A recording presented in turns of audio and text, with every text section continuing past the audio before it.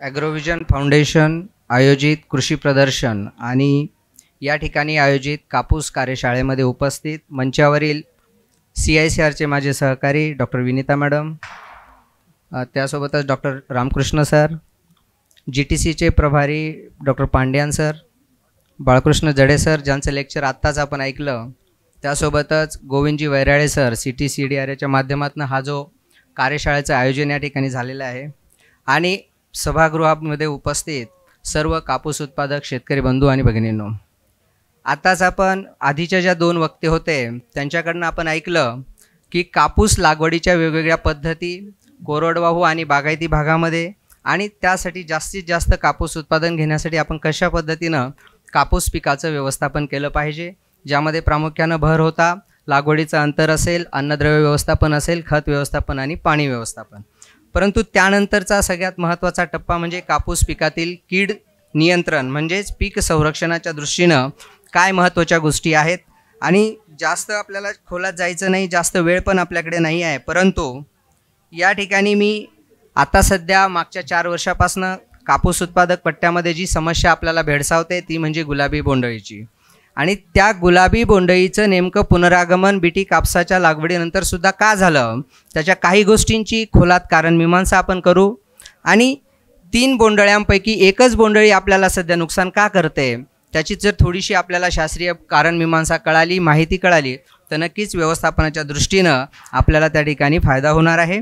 या चित्रामध्ये आपल्याला एक दिसतंय की ज्यावेळी बीटी कापूस हा आपल्याला तंत्रज्ञान उपलब्ध झालं शेतकऱ्यांना लागवडीसाठी, त्यावेळी 3ही बोंडअळ्या म्हणजे हिरवी अमेरिकन बोंडअळी जिला हेलिकोहर्पा आर्मिजेरा म्हटलं जातं, त्यानंतर ठिपक्याची बोंडअळी आणि दुसरी म्हणजे पिंक बोलवर्म म्हणजेच गुलाबी बोंडअळी, या 3ही बोंडअळ्यांपासून आपल्याला सुरक्षा मिळत होती आणि चांगल्या पद्धतीचं कापूस उत्पादन त्या ठिकाणी सुरुवातीच्या काही काळामध्ये बीटी तंत्रज्ञान आल्यानंतर आपल्याला मिळालेलं.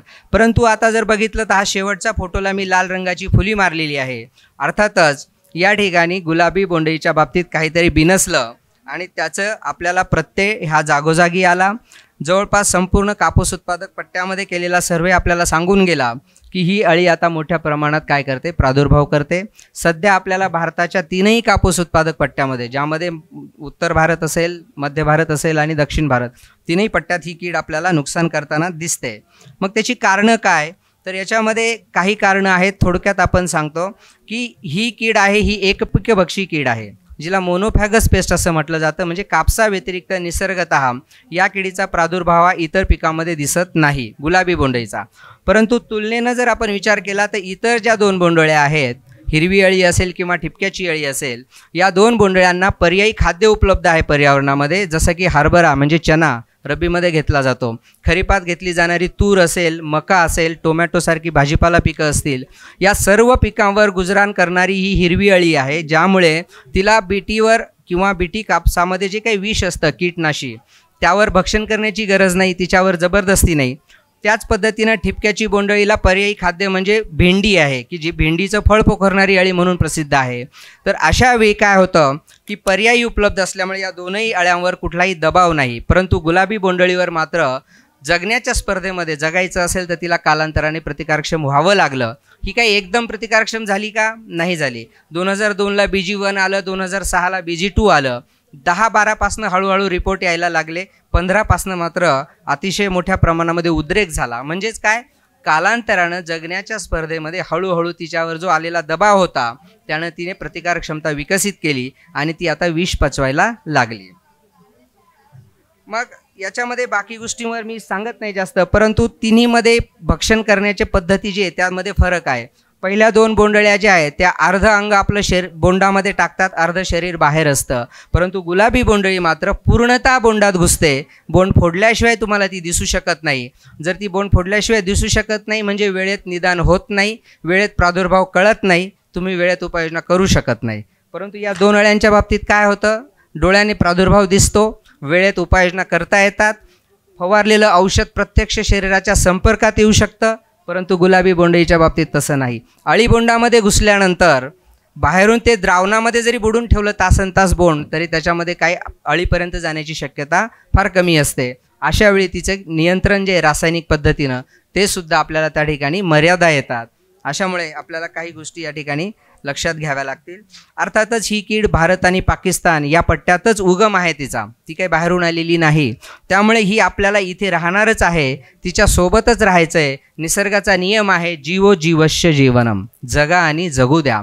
त्यामुळे तिला फक्त आपल्याला आर्थिक नुकसान पातळीच्या खाली नियंत्रित करायचं आहे, म्हणजे जेणेकरून आपला होणारा जो काही नुकसान आहे आर्थिकदृष्ट्या ते होणार नाही. कीडसुद्धा त्या ठिकाणी निसर्गाचा समतोलचा एक भाग असल्यामुळे कीड राहील, परंतु ती आर्थिक नुकसान पातळीच्या खाली राहील आणि आपल्यालासुद्धा चांगल्या पद्धतीचं उत्पादन त्या ठिकाणी मिळू शकेल. मग आता जर या किडीचं व्यवस्थापन करायचं असेल, आम्ही सर्वजण सांगतो की pink bollworm is difficult to control but easy to manage pest. बघा, वाक्यातला अर्थ लक्षात घ्या की तिचं पूर्ण नियंत्रण करण्यासाठी ती तितकी सोपी नाही, परंतु तिचं जर व्यवस्थापन करायचं असेल तर ते मात्र अतिशय सोपं आहे. आणि त्यासाठी आमचं CISR सांगतं एकात्मिक पद्धतीच्याच नियंत्रणाचा वापर करा, एकात्मिक पद्धतीनंच व्यवस्थापन करा. ती खरी रणनीती आहे या किडीसाठी. मला वाटतं काहीतरी पॉवर पॉईंटचा सेटअप थोडा गडबडला आहे. तर या ठिकाणी जर किडीचं प्रभावी नियंत्रण करायचं असेल तर आम्ही जी एकात्मिक व्यवस्थापनाचं नियंत्रण पद्धती अवलंबतो ती मी या ठिकाणी टप्प्याटप्प्याने तुम्हाला सांगतो. कारण सामूहिक पद्धतीनं बोंडअळीचं नियंत्रण केल्याशिवाय शक्य नाही. गुलाबी बोंडअळीचं नियंत्रण ही कुण्या एका शेतकऱ्याची जबाबदारी नाही. कारण एका शेतकऱ्याने केलं, बाजूच्याने नाही केलं तर त्या ठिकाणी फायदा होणार नाही. कारण गुलाबी बोंडअळीचे पतंग हवेसोबत 2-2, 4-4 किलोमीटरपर्यंत उडून जात असतील तर तुमच्या शेतात तुम्ही IPM पद्धती वापरली, शेजारच्यानं नाही केली, तिथले पतंगांना तुमच्या शेतात यायला रोखू शकता का? तुम्ही म्हणणार का हा बांध माझा आहे, इकडे यायचं नाही, होऊ शकतं का? ते नाही होऊ शकत. शेतकऱ्यांना रोखू शकता, शेजाऱ्यांना माझ्या बांधाच्या इकडे यायचं नाही, बरोबर. माणसांना रोखू शकतो, परंतु प्राणीमात्रांना, जीवजंतूंना रोखू शकतो का? तसं असतं तर जी 4 वर्षापूर्वी अमेरिकन लष्करी अळी भारतात आली, ती आली असती का? अमेरिकेतून आलेली आहे, तिला व्हिसा काढून यावं लागलं असतं, परंतु तशी गरज पडते का त्यांना? आणि इथं आल्यानंतरसुद्धा ती एका भागातनं दुसऱ्या भागात पसरते. म्हणजेच काय की गुलाबी बोंडअळीला जर प्रभावीपणे नियंत्रण करायचं आहे तर सर्व भागधारक, शेतकऱ्याला केंद्रस्थानी ठेवून शेतीशी संबंधित असणारे सर्व भागधारक, त्याच्यामध्ये मुख्यतः कापूस उत्पादक शेतकरी, संशोधन करणारे कृषी विद्यापीठं किंवा CISR सारख्या संशोधन संस्था की ज्यांनी तंत्रज्ञान विकसित केलं पाहिजे, कृषी विभागाच्या माध्यमातून तुमच्यापर्यंत त्याचा विस्तार झाला पाहिजे. ज्या काही सीड कंपन्या आहेत, बियाणे कंपन्या, चांगल्या गुणवत्तेचं बीज त्यांनी देणं, निविष्ठाधारक ज्याच्यामध्ये खतं, कीटकनाशकं, बुरशीनाशकं हे जे काही ते आपल्याला देतात, त्यांनीसुद्धा लेबल क्लेमच्या अनुषंगानं ज्या किडीच्या नियंत्रणासाठी ज्या कीटकनाशकाची शिफारस केंद्र सरकारच्या बोर्डानं केली आहे त्याचीच शिफारस, त्याचीच विक्री केली पाहिजे. म्हणजे तेव्हा कुठेतरी शेतकऱ्याला खऱ्या पद्धतीनं सक्षम होता येईल आणि त्याला म्हणतात सामूहिक पद्धतीनं गुलाबी बोंडअळीचं किंवा कुठल्याही किडीचं नियंत्रण. मग याच्यामध्ये गुलाबी बोंडअळीचं नियंत्रण ही काही फक्त एका हंगामापुरती गोष्ट नाही. लक्षात घ्या, कापूस लावला आणि कापूस काढला यापुरतं 6 महिन्यापुरतं करायचं व्यवस्थापन म्हणजे गुलाबी बोंडअळीचं एकात्मिक व्यवस्थापन नाही. तर हंगाम सुरू असताना काय केलं पाहिजे, हंगाम संपल्यानंतर म्हणजे हंगाम पश्चात काय केलं पाहिजे आणि हंगाम सुरू होण्यासाठी पूर्वी म्हणजे नवीन हंगाम येण्या अगोदर आपण काय केलं पाहिजे, या अनेक कीड नियंत्रण पद्धतीचा टप्प्याटप्प्यानं केलेला वापर, ज्याला आम्ही IPMची डेफिनेशनच अशी आहे, intellectual selection, intelligent and intellectual selection of various pest control actions. म्हणजे काय, पीक वाढीच्या वेगवेगळ्या टप्प्यावर किडीच्या जोखीम जी आहे त्या पद्धतीला अनुसरून वेगवेगळ्या कीड नियंत्रण पद्धतीचा जर अवलंब केला तरच आपल्याला त्या ठिकाणी काय होणार आहे, किडीला व्यवस्थितपणे नियंत्रित करता येणार आहे. मग आता यामध्ये सगळ्यात पहिली नियंत्रण पद्धती म्हणजे काय की शिफारशीत वेळेत पेरणी केली पाहिजे आणि चांगल्या प्रतीचं बियाणं पाहिजे. मग अशी दोनही वक्त्यांनी सांगितलं, महाराष्ट्रामध्ये 90% जास्त टक्के भागावर कोरडवाहू कापूस लावला जातो, बरोबर. मग अशा वेळी कधीही पेरणी करून चालते का? किंवा आपण जे म्हणतो की बोंडअळी लवकर येते, जुलैमध्ये येते, ऑगस्टच्या सुरुवातीला येते, काय येते? आम्ही सांगतो पूर्व हंगामी लागवड करू नका. पूर्व हंगामी म्हणजे काय, हंगामाच्या आधी केलेली लागवड म्हणजे पूर्व हंगामी. मग हंगाम कधी आहे तर आपल्या कोरडवाहू भागासाठी महाराष्ट्र आणि गुजरात किंवा मध्य भारतासाठी योग्य वेळ पेरणीची आहे ती म्हणजे जूनचा 1 ते 2 आठवडा, ज्या वेळेला साधारणतः तुम्हाला 1 ते 2 चांगले पाऊस पडले पाहिजे, तुमच्या जमिनीमध्ये पुरेसा ओलावा पाहिजे, नाहीतर तुम्हाला दुबार पेरणीचं संकट पुन्हा ओढवतं. मग सोयाबीन असू द्या, कॉटन असू द्या, या बाबतीत ही गोष्ट होत असते. आणि दुसरी गोष्ट, वेळेत पेरणी का करायची, तर ज्या भागामध्ये पूर्व हंगामी कापसाची लागवड होते, जिथं जिथं पाण्याची उपलब्धता आहे 10% 15% एरियामध्ये, त्या लोकांच्या शेतावर बोंडअळीचा प्रादुर्भाव हा जुलैमध्येच येतो. का येतो, तर सुप्तावस्थेतली बोंडअळी जी आहे ती लवकर बाहेर येते. तुमची जी कपाशी आहे पूर्व हंगामी लावलेली, तिला लवकर पात्या फुलं लागतात. मग बोंडअळीची जी काही जीवन प्रक्रिया आहे ती कुठे सुरू होते, पात्या फुलावर अंडी घालण्यापासून. मग अशा वेळेला पहिला प्रादुर्भाव हंगामाचा हा येतो पूर्व हंगामीवर. 1 महिन्यानंतर तुमची हंगामी लागवड केलेली कपाशीसुद्धा पात्यावर येते, म्हणजेच दुसरी पिढी स्थलांतरित होते हंगामी कापसावर. म्हणून मी मगाशी म्हटलं, सामूहिक पद्धतीनं कीड नियंत्रण एकानं करून भागणार नाही, लक्षात घ्या.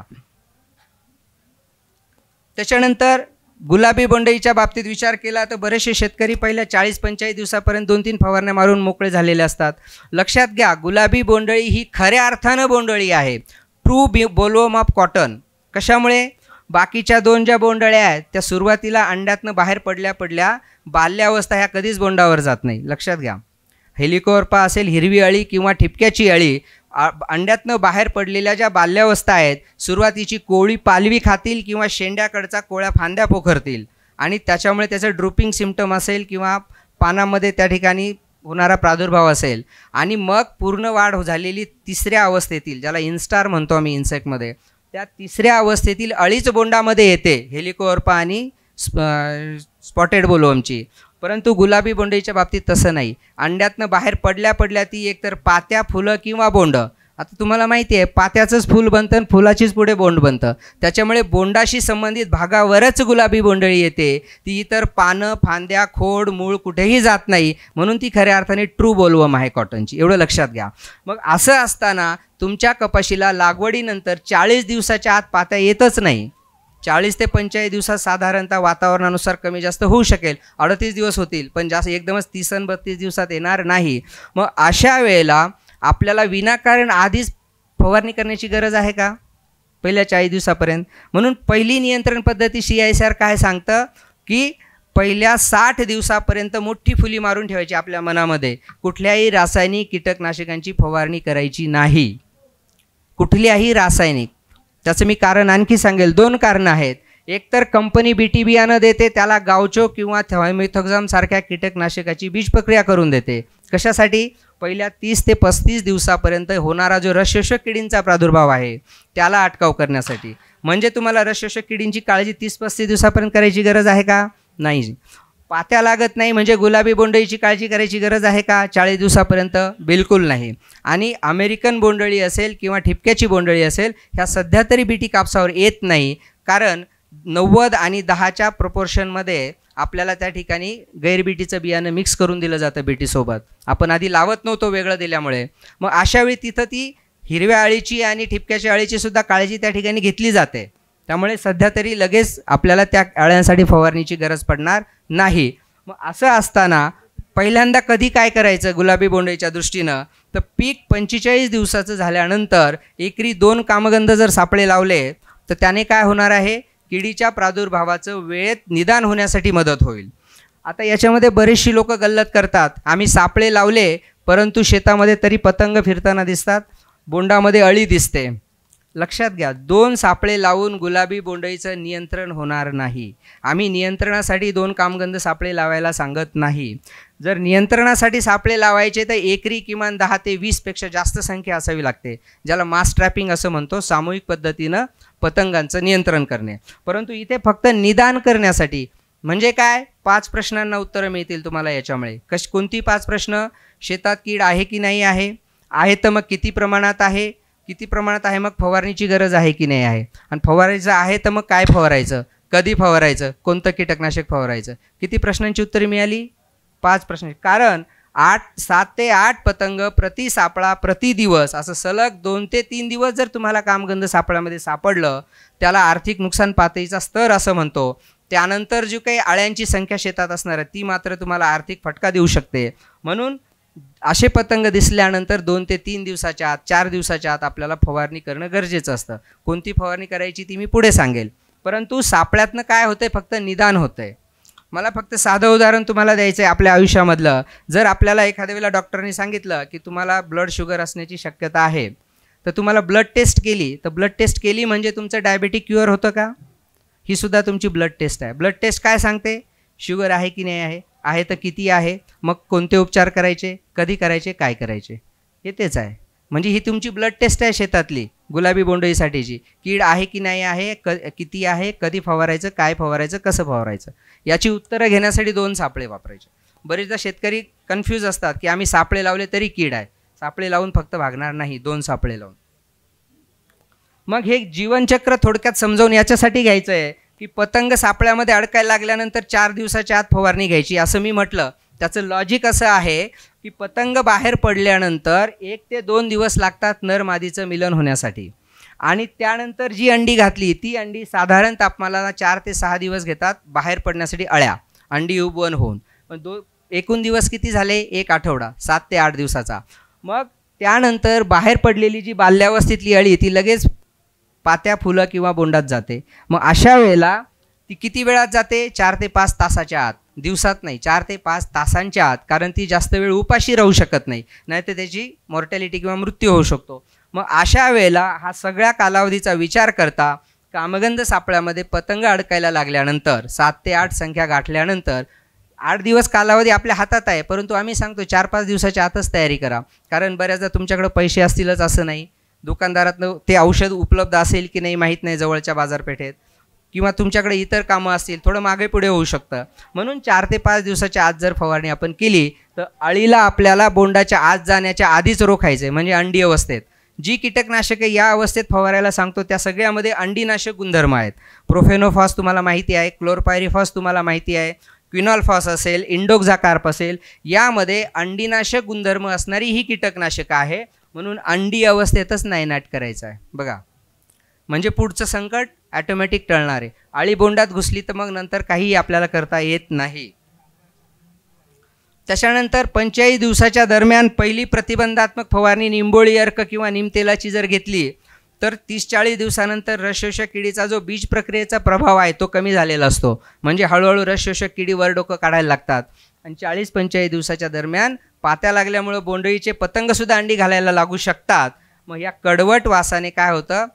दुहेरी तिहेरी फायदे आहेत. रसशोषक किडींना रोखता येतं, पतंगांना अंडी घालण्यापासून रोखता येतं, कारण कडवट वासाने ते दूर जातात. रसशोषक किडी त्या कडवट वासाने भक्षण करत नाही. असा एकत्रित परिणाम. म्हणजे 45व्या दिवशी पहिली फवारणी वनस्पतीजन्य या निंबोळी अर्काची. म्हणून मी 60 दिवसापर्यंत रासायनिक कीटकनाशकाची फवारणी बिलकुल नाही. म्हणजे तुमच्या खिशाला झटका देणं हा बिलकुल उद्देश नाही एकात्मिक कीड नियंत्रणाचा, लक्षात घ्या. मग त्याच्यानंतर पुढे 55-60 दिवसाच्या दरम्यान पीक झाल्यावर फुलोर अवस्थेत जातं, ज्याला आपण फ्लॉवरिंग स्टेज म्हणतो. त्यावेळेला निरोगी फूल असेल तर ते नॉर्मली चांगल्या पद्धतीनं जसं भेंडीचं किंवा जास्वंदीचं फूल असतं त्याप्रमाणे उमलेल. परंतु ज्या कळीमध्ये अळीनं प्रादुर्भाव केला आहे ती उमलू शकत नाही. लाल जे सर्कल मी मारलं आहे त्या ठिकाणी त्याला रोझेट किंवा डोमकळी असं आपण म्हणतो. ही डोमकळी म्हणजे एकाआड एक पाती खुललेली आहे आणि ही उमलत नाही, ही कळी उमलू शकत नाही. परंतु तिला जर हाताने उघडलं तर बाजूला तुम्हाला दिसेल आतला गाभा अळीनं खाल्लेला आहे, अळी त्या ठिकाणी उपलब्ध आहे. अतिप्रादुर्भाव झाला तर एकदम खालच्या बाजूचं चित्र आहे. मग आता याने काय खाल्लं आहे? नंतर मॅडमचं लेक्चर आहे, बॉटनिस्ट आहे, जेनेटिशियस्ट आहे मॅडम, ब्रीडर. तर आतला गाभाच खाल्ला आहे, म्हणजे नरमादी जो भाग आहे फुलाचा तो खाल्लेला आहे. जिथं नरमादीचं मिलन होणार नाही तिथं बीज धारणा होणार नाही, तिथे बोंड धारणा होणार नाही, लक्षात घ्या. आणि चुकून थोड्याफार प्रमाणात प्रादुर्भाव असेल तर बोंड धारणा होईल पण, परंतु ती बोंड चांगल्या दर्जाची नसतील. नंतर आलेला पाण्याचा ताण, उन्हाचा ताण किंवा इतर काही गोष्टींनी ती गळून जाणार आहेत. म्हणजेच काय? दिसताक्षणी डोमकळ्या जर खुडल्या तर बोंडळ्याची उत्पत्ती पुढे वाढणार नाही. ही पहिली स्टेप नंतरची 55-60 दिवसाच्या दरम्यान दर आठवड्याला शेतातनं फेरफटका मारायचा, बांधावरनं नाही मारायचा, शेतातनं मारायचा.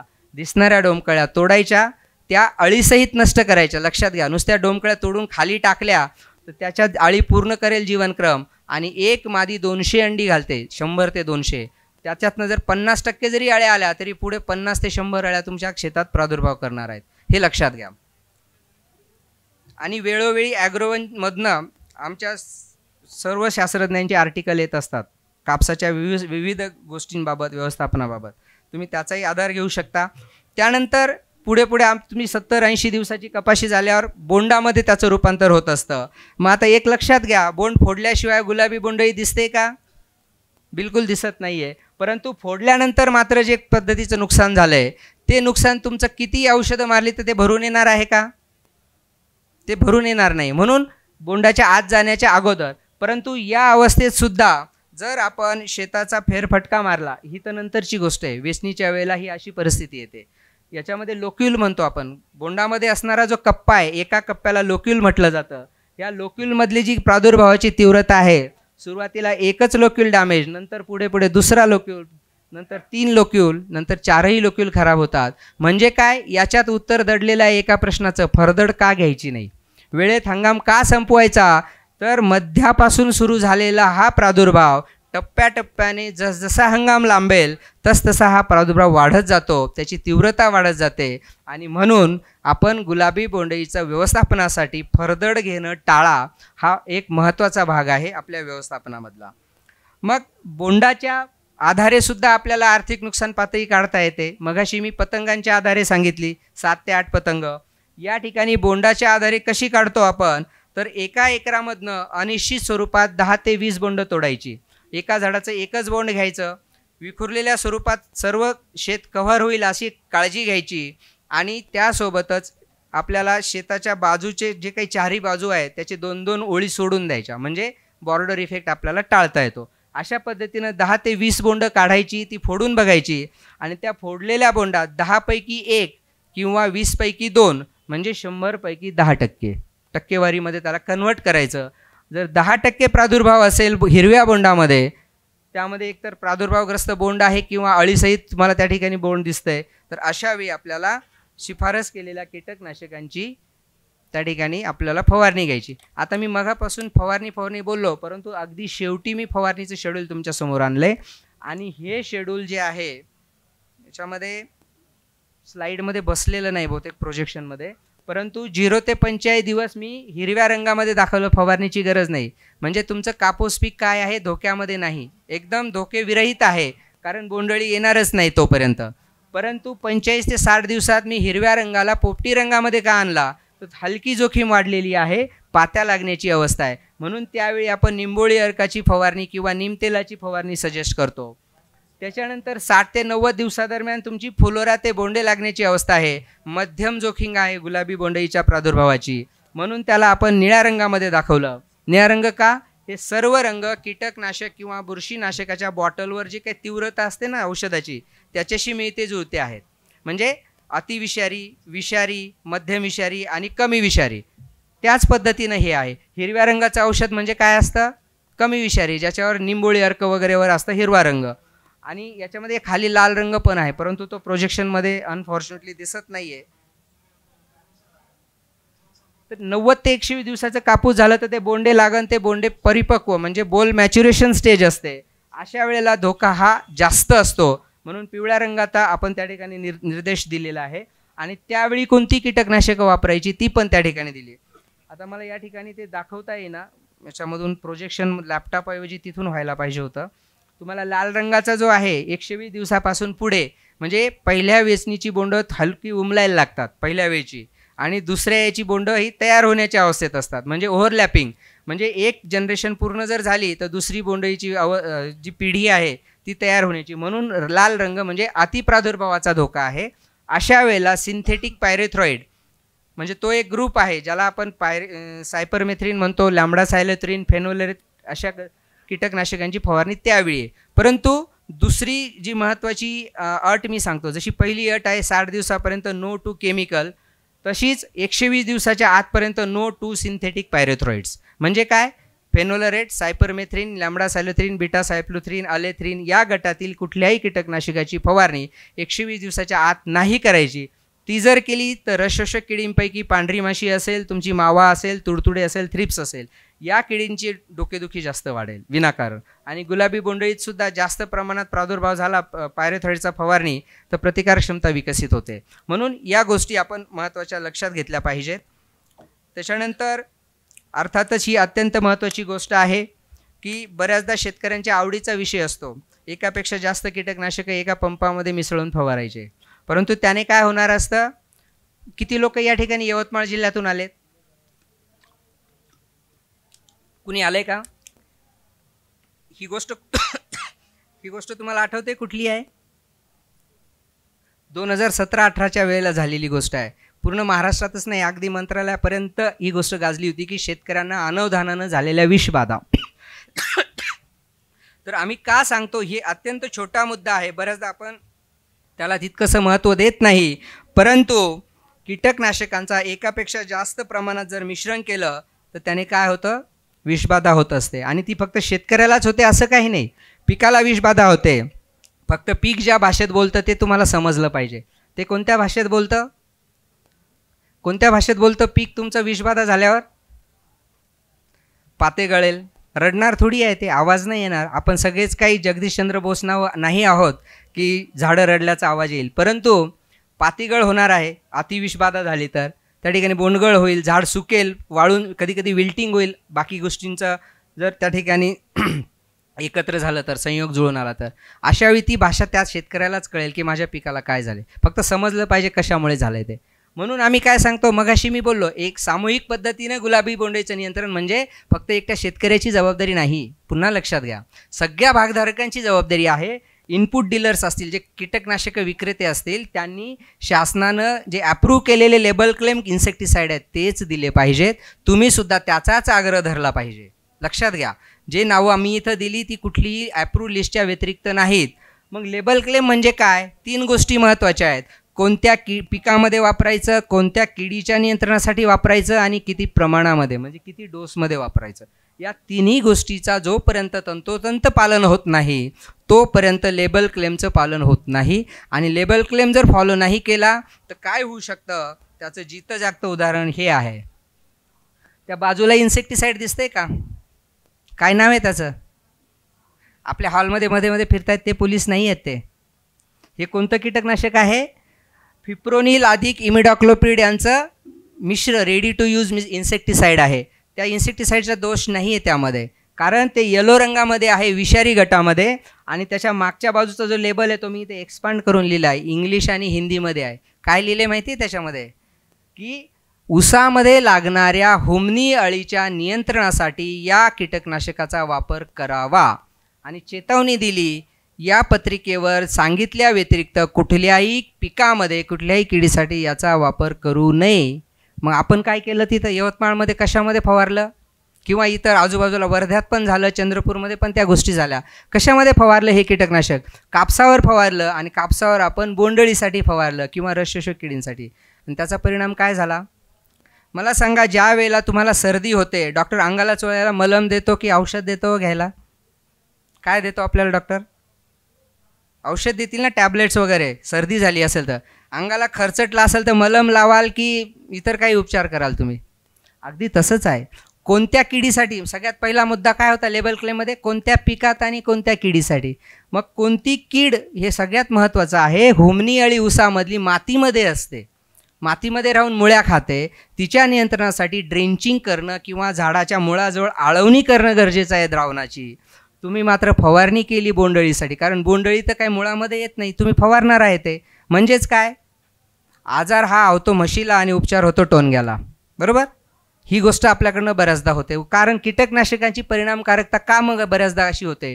तर त्याचं कारण असं आहे की ज्या गोष्टीसाठी त्याची शिफारस आहे त्याच गोष्टीसाठी वापरलं गेलं पाहिजे. नाहीतर मग आपल्याला पोट दुखण्यासाठी डॉक्टरने फक्त जुलाबाची गोळी दिली तर होते का? काम होतंय का? काय होतं ते मी सांगायची गरज नाही तुम्हाला. बरोबर? म्हणून या गोष्टी आपल्याला लेबल क्लेम किती महत्त्वाचं आहे त्याचं दुसरं उदाहरण, ज्या वेळेला डायक्लोरव्हासारख्या कीटकनाशकाची शिफारस नसताना द्राक्ष बागेवर फवारणी झाली नाशिकमध्ये, त्यावेळी त्या क्लोरीन घटकामुळे, डायक्लोरव्हास या कीटकनाशकातील क्लोरीन घटकामुळे मोठ्या प्रमाणात क्लोरोसिस म्हणजे पानं पिवळी पडली. द्राक्षवेली ह्या क्लोरीनला इतक्या संवेदनशील आहेत की पोटॅशियमची पूर्ततासुद्धा पोटॅशियम क्लोराईडच्या माध्यमातून नाही होत, म्युरेट पोटॅशियममधून, कारण त्यात क्लोरीन असतो. त्यासाठी पोटॅशियम सल्फेट किंवा त्या माध्यमातून आपण पोटॅशची पूर्तता तिथे द्राक्षात केली जाते. मग अशा वेळी जर आपण हे फवारलं तर काय होणार आहे? म्हणून लेबल क्लेम. पुन्हा इथे काय गोष्ट आली? कोणत्या पिकामध्ये वापरायचं, कोणत्या किडीसाठी वापरायचं. आणि किती मात्रेमध्ये. जर आपण एखादं कीटकनाशक 1 ml पर लिटर प्रमाणे रिकमेंडेशन आहे आणि आपण अंदाजाने झाकण्याच्या पद्धतीनं गेलं तर 2 ml 4 ml झालं तर त्याची विषबाधा झाडाला होणार आहे, फवारणाऱ्या व्यक्तीला होणार आहे, इतर प्राणी मात्रांना तर होणारच आहे, त्याची आपण गणती पण करत नाही. मातीतले सूक्ष्मजीवाणू ज्याच्यामुळे जमिनीची फर्टिलिटी किंवा सुपीकता खालावते असं आपण म्हणतो, परंतु त्याबद्दल किती जागरूक राहतो हा एक मोठा प्रश्न आहे. मग ही कीटकनाशकं कुठून घेणार तुम्ही? कोण सांगेल तुम्हाला लेबल क्लेम इन्सेक्टिसाइड कुठे? आज सगळ्यांकडे अँड्रॉइड ॲप असणारे मोबाईल्स आहेत, सगळे स्मार्टफोन आहेत. इंटरनेटवर जाऊन या वेबसाईटवर गेलात तर त्या ठिकाणी वर्षाला दोनदा अपडेट झालेली लिस्ट मिळते. ही केंद्र सरकारचं बोर्ड आहे, central insecticide board and registration committee. त्या ठिकाणी फंजीसाईड, इन्सेक्टिसाइड, विडीसाईड, ग्रोथ रेग्युलेटर सगळ्याची ॲप्रूव्ड लिस्ट असते. कोणत्या पिकात कोणत्या किडीसाठी किंवा रोगासाठी किंवा तणासाठी किती प्रमाणात कधी काय वापरायचं त्याचं सगळं त्या ठिकाणी विस्तृत आहे. त्या याच गोष्टींचा आग्रह धरा असं मी तुम्हाला सांगेल त्या ठिकाणी. त्यानंतर फरदड घेऊ नये हे मी सांगितलं. त्याचं सायंटिफिक बेसिस आम्ही गेल्या 4-5 वर्षापासून CICRमध्ये एक्सप्लोरेशन्स केले आणि त्यातून दाखवलं की फरदड थांबवली तर 2 पिढ्या थांबतात गुलाबी बोंडअळीच्या. वेळेत हंगाम संपवायचा 15 जानेवारीच्या आतच. डिसेंबरलाच वेचण्या पूर्ण करायच्या. पुढच्या 15 दिवसापर्यंत पराठीसुद्धा शेतातनं काढून टाकली तर किमान पतंगांची जी काही हे आहे बाहेर पडण्याची जी संख्या आहे त्या अनुषंगाने 2 पिढ्या तुम्हाला रोखता येतील हंगामामधल्या. म्हणून पूर्व हंगामी लागवड आणि फरदड घेऊ नये हे आम्ही नेहमी सांगतो. त्या दृष्टीनं वेळोवेळी ॲग्रोवनसुद्धा रेफर करत जा. त्या वेळेला आमच्याकडनं आर्टिकल आलेले असतात. त्यानंतर ज्या वेळेला वेचण्या झाल्यात तरीसुद्धा कापसाला काही बोंड फुलं असतात. असं नाही की वेचणी झाली म्हणजे सगळं निघून जातं, कारण कापसाला सातत्यानं फुलं येत राहतो, सातत्यानं तशी वाढ होत राहते. अशा वेळी जनावरं असतील आपल्याकडे, शेळ्या मेंढ्या असू द्यात, गाई असू द्यात, म्हशी असू द्यात, त्यांना काही काळासाठी चारायला सोडलं तर त्या किडक्या बोंडासोबतच त्या अळ्या असतील, कीडग्रस्त प्रादुर्भाव असतील ते नष्ट होतील. छोटी पद्धत आहे. आपण असं म्हणतो की उपाय छोटे आणि फायदे मोठे, लक्षात घ्या. तर याच्यातनं त्यानंतर कापूस वेचणी झाल्यानंतर पराठी उपटल्यानंतर बरेचसे शेतकरी बांधावर तुमच्याकडे धुऱ्यावर म्हणतात, बरोबर, धुऱ्यावर लावून ठेवतात. मग अशी डॉक्टर रामकृष्ण सरांनी सांगितलं की ट्रॅक्टर चलित एक हे येतं अवजार, श्रेडर वगैरे. तर हे असं झालं. तर ह्या श्रेडरचा वापर करून आपण त्याला केलं तर फायदा होईल. या पद्धतीनं 3 फायदे होतील. सरांनी एक सांगितला, कुट्टी केल्यानंतर सेंद्रिय कर्ब त्यामध्ये जमिनीत ॲड केलं जाईल. दुसरं, बोंडअळीचे अवशेष चिरडले गेल्यामुळे बोंडअळी नष्ट होईल. त्यानंतर हे कुट्टी केल्यानंतर ट्रायकोडर्मा नावाची जैविक बुरशी असते जी फवारली की लवकर विघटन होतं आणि रोगकारक बुरशींचा नायनाट होतो. अशा तिहेरी फायदा या गोष्टीनं होणार आहे. म्हणून आपल्याला या गोष्टी करणं गरजेचं आहे. त्यानंतर मी मगाशी म्हटलं सामूहिक पद्धतीनं नियंत्रण म्हणजे पुन्हा आता जिनिंग मिल धारकांचा रोल आहे. कापूस काढून झाला, बाजारात गेला किंवा जिनिंग मिलमध्ये गेला, एवढा मोठा कापूस एका दिवसात 2 दिवसात जिनिंग होतो का? नाही होत. परंतु किडक्या कापसामध्ये त्या बियामध्ये अळी सुप्तावस्थेत असते आणि हंगामामध्ये नवीन प्रादुर्भाव कुठून येत असेल काही प्रमाणात तो या ठिकाणावरून येतो. म्हणून आम्ही काय सांगतो, जिनिंग मिलच्या आवारामध्ये जर कामगंध सापळे लावले किंवा प्रकाश सापळे लावले तर त्या ठिकाणी त्यांच्या परिसरात जे पतंग बाहेर पडणार आहेत ते त्या ठिकाणी तुम्ही नियंत्रित करू शकता आणि हंगामाच्या दरम्यान प्रसारित होणारा प्रादुर्भाव रोखू शकता. अन्यथा जिनिंग मिलच्या परिसरातल्या 4-5 किलोमीटरची जी शेती आहे तिथं पहिला प्रादुर्भाव प्रसारित झाल्याची आपल्याला नोंद बऱ्याचदा पाहायला मिळते. हे सांगण्याची गरज नाही, जमिनीची मशागत. त्यामुळे जे पक्षी वगैरे येतात ते सुप्तावस्थेतल्या किडीच्या अवस्था वगैरे, फक्त बोंडळीच नाही इतर सर्व किडी, त्यानंतर उन्हाला तापल्यामुळे बुरशी असतील इतर किडी असतील त्या मरून जातात. त्यामुळे हे सुद्धा गरजेचं आहे. आणि आपण बऱ्याचदा एक पीक पद्धतीच्या मागे लागतो. वर्षानुवर्षे कापूस घेतल्यानं किडीचं जीवनचक्र बळावतं आणि आमचा उद्देश आहे खंडित करायचं. एक पीक भक्षी कीड आहे म्हणजे कापसाव्यतिरिक्त ती कशावर येत नाही. म्हणून 2 वर्षानंतर एकदा जरी पीक फेरपालट केला, तिला 6 महिने ते 1 वर्षाचा कालावधी गॅप दिला, क्रॉप फ्री पिरियड, तर नक्कीच तिच्या जीवनचक्राला खंडित करण्यासाठी आपल्याला त्या ठिकाणी संधी मिळणार आहे. त्यामुळे जीवनचक्र खंडित करायचं आणि कमीत कमी फवारण्या, जास्तीत जास्त साधे उपाय करून एकात्मिक व्यवस्थापन केलं तर नक्कीच त्या ठिकाणी तुमच्या उत्पादन खर्चात बचत होणार आहे. आणि उत्पादन खर्चातली बचत म्हणजेच तुमचा नफा आहे, एवढं लक्षात घ्या. प्रत्येक वेळेला वाढणारं उत्पादन म्हणजेच जास्त नफा आहे असंही नाही. ज्या वेळेला खिशातनं कमी घातलं जातं म्हणजेच येणारा नफासुद्धा तो जास्त आहे. म्हणून उत्पन्नामध्ये तुमचा नफा वाढेल आणि त्या ठिकाणी त्या पद्धतीनं आता सध्या बरेचसे प्रमाणामध्ये गुलाबी बोंडाचे पतंग बाहेर पडत आहेत मागच्या 8-10 दिवसापासून. तर आतापर्यंतच्या वेचण्या खूप चांगल्या गेल्या, परंतु आता जर अजून एखादी वेचणी शेतामध्ये असेल कापसा उभा, तर त्या ठिकाणी काळजी घ्या आणि ज्या उपाययोजना सांगितल्या त्या पद्धतीने उपाययोजना करा. CICRच्या वेबसाईटलाही आपण भेट देऊ शकता. त्या ठिकाणी भरपूर सारं लिटरेचर मराठीमध्ये आहे. इतर काही उपक्रम पण आम्ही करत असतो त्या पद्धतीनं. आणि खऱ्या अर्थानं आपला शेतकरी हा सुखी असेल, कारण त्याला आपण अन्नदाता म्हणतो, तर सगळं जग सुखी असणार आहे.